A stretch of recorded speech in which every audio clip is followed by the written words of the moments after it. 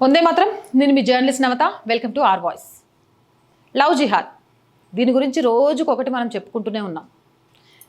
రోజుకొకటి కాదు, రోజుకు వందల సంఖ్యలో దేశవ్యాప్తంగా లవ్ జిహాద్ కేసులు బయటకు వస్తున్నాయి. కానీ ఎందుకో తెలియదు, హిందూ ఆడపిల్లలకు జ్ఞానోదయం కావట్లేదు. అరే, మైనర్ పిల్లలు కూడా వీళ్ళ ఉచ్చులో పడిపోతున్నారు. తల్లిదండ్రులు చూపిస్తున్న ప్రేమ తగ్గుతుందా? సమాజం మీద అవగాహన ఉండట్లేదా? ధర్మం మీద నమ్మకం ఉండట్లేదా? లేకపోతే ఎవడో ఒకడు ఒక డ్రెస్ కొనిస్తా అంటే, ఒక చాక్లెట్ కొనిస్తా అంటే, ఒక సినిమా చూపిస్తా అంటే వాడి మాయలో పడిపోయి వాడు పిలిచిన చోటికల్లా వెళ్ళిపోయేంత దారుణమైన స్థితికి ఒక ఆడపిల్ల మనస్తత్వం పడిపోతుందా? నాకు అర్థం కావట్లేదు. ఇప్పుడు నేను చెప్తుంది ఉత్తర అస్సాంలో జరిగిన లవ్ జిహాద్కి సంబంధించి. చాలా క్లారిటీగా ఉన్నాడు వాడు. ఓ హిందూ అమ్మాయిని పడేయాలి, అమ్మాయి మైనరా మేజరా ఇవన్నీ అనవసరం, హిందూ అమ్మాయి అయితే చాలు. మరి హిందూ అమ్మాయిలు అంత ఈజీగా ఎమ్మటే పడిపోరు కదా ముస్లిం వ్యక్తి అని చెప్పంగానే. ఎందుకంటే ముస్లిం వ్యక్తి అని చెప్పంగానే పడిపోరు. ఎందుకంటే ఇప్పుడు లవ్ జిహాదుల మీద అవగాహన కల్పించేలాగా నాలాగా చాలామంది వీడియోస్ చేస్తున్నారు. అమ్మ కొంచెం ఆచితూచి అడిగేయాలి, ఒక ముస్లిం వ్యక్తితో ప్రేమలో ఉన్నా లేకపోతే ఒక ముస్లిం వ్యక్తితో స్నేహం చేస్తున్నా జాగ్రత్తగా ఉండాలి, లిమిట్స్ పెట్టుకుంటున్నారు. ఆ లిమిట్స్ పెట్టుకోకుండా ఉండాలంటే హిందూ అమ్మాయిలు ఏం చేయాలి? వాడు కూడా హిందూగా మారాలి.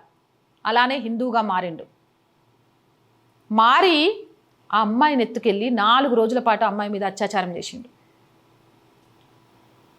వాడెవడో తెలుసా? నూర్ హుస్సేన్. ఈ నూర్ హుస్సేన్ అనేటోడు నేపాలీ వర్గానికి చెందిన 17 ఏళ్ల మైనర్ అమ్మాయి మీద కన్నేసిండు. ఆ అమ్మాయి మీద కన్నేసి అమ్మాయిని ఎలాగైనా ప్రేమలో దింపాలి అనుకున్నాడు. వీళ్ళిద్దరికి మధ్య 2025లో పరిచయం అయింది. ఇక ఈ నూర్ హుస్సేన్ అని చెప్తే అమ్మాయి దగ్గరికి రాదని తెలుసుకొని రాహుల్గా పేరు మార్చుకున్నాడు. చిన్నగా అమ్మాయితో స్నేహం, ఆ తర్వాత ఆ స్నేహం కాస్త ప్రేమగా మారింది. ఈ నూర్ హుస్సేన్ ఎవరైతే ఉన్నాడో ఇందాక చెప్పుకున్నాం రాహుల్ పేరుతోటి అక్కడ మేస్త్రి పనిచేస్తున్నాడు.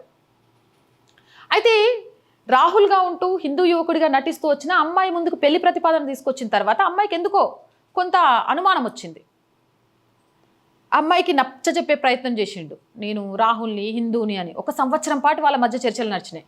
కానీ ఏదో ఒక సందర్భంలో అమ్మాయి గట్టిగా పట్టుకోవడంతో వాడు రాహుల్ కాదు నూర్ హుస్సేన్ అనే విషయం బయటకు వచ్చింది. ఎమ్మటే అమ్మాయికి విషయం అర్థమై వాడితో మాట్లాడటం మానేసి వాడికి దూరంగా ఉండడం మొదలుపెట్టింది. అంతే, జూలై 15 నుంచి అమ్మాయి కనబడటం మానేసింది. వాళ్ళ అమ్మా నాన్నకు వాళ్ళ కూతురు ఏమైందో అర్థం కాలేదు. పోలీస్ స్టేషన్లో ఎఫ్ఐఆర్ వేసిండ్రు.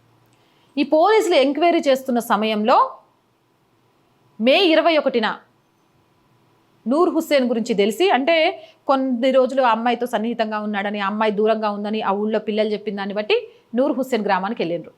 అక్కడ ఆ అమ్మాయి ప్రాణాలు విడవడానికి దగ్గరగా దారుణమైన పరిస్థితిలో కనిపించింది.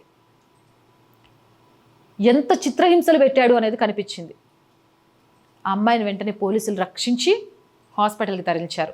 నూర్ హుస్సేన్ అరెస్ట్ చేసిండ్రు. చుట్టుపక్కల వాళ్ళు వాడి ఇంటిని తగలబెట్టేసిండ్రు. ఆ అమ్మాయిని ఒకరోజు 17వ తారీఖు ఇక ఫైనల్ నీతో మాట్లాడటం రా అని పిలిచి అక్కడి నుంచి ఆ అమ్మాయిని ఎత్తుకెళ్ళి వాళ్ళ ఊరు తీసుకెళ్ళి ఇంట్లో బంధించి ఆ అమ్మాయిని చిత్రహింసలు పెడుతూ ఆ అమ్మాయి మీద అత్యాచారం చేస్తూనే ఉన్నాడు 4 రోజుల పాటు. వీడింద ఫోక్సో చట్టం, బిఎన్ఎస్లోని చాలా సెక్షన్ల కింద కూడా కేసు నమోదైంది. కేసు నమోదైతే మాత్రం ఏం లాభం? అమ్మాయిల జీవితాలు నాశనం అయిపోతున్నాయి. చేతులు కాలినాక ఆకులు పట్టుకుంటే ఏమొస్తుంది? ముందుగానే అప్రమత్తంగా ఉండాలి కదా. అయినా వాడు చెడ్డోడు అని తెలిసిన తర్వాత తల్లి, వాడు ఒకసారి నీతో ఫైనల్గా మాట్లాడాలంటే నమ్మి ఎట్లా పోయినావు? అలాంటి వాడి దగ్గరికి పోతే నువ్వు మళ్ళీ బయటకు వస్తా అని ఎలా అనుకున్నావు? ఇంత అమాయకంగా హిందూ అమ్మాయిలు ఎలా ఉంటున్నారు? ఎందుకు ఇంత మోసపోతున్నారు? నాకైతే అర్థం కావట్లేదు. మీకు ఏమైనా అర్థమైతే కామెంట్ చేయండి. జై హింద్, జై భారత్. అండ్ మోర్ వీడియోస్ కోసం our group of channels, our voice, our political, our Sanskriti ఛానల్స్ని వెంటనే సబ్స్క్రైబ్ చేయండి. కంటెంట్ బాగుంది అనిపిస్తే లైక్ చేయండి, షేర్ చేయండి. అండ్ ఆర్థికంగా మళ్ళీ చెప్తున్నామండి, ఆర్ వాయిస్ చాలా ఇబ్బందుల్లో ఉంది. ప్రతిసారి మీకు చెప్పడానికి మొహమాటంగా ఉన్నా మీరు తప్ప ఈ ఛానల్ని నడిపించే వాళ్ళు ఎవ్వరు ఉండరు కాబట్టి మీతో మాత్రమే చెప్పుకోవాలి.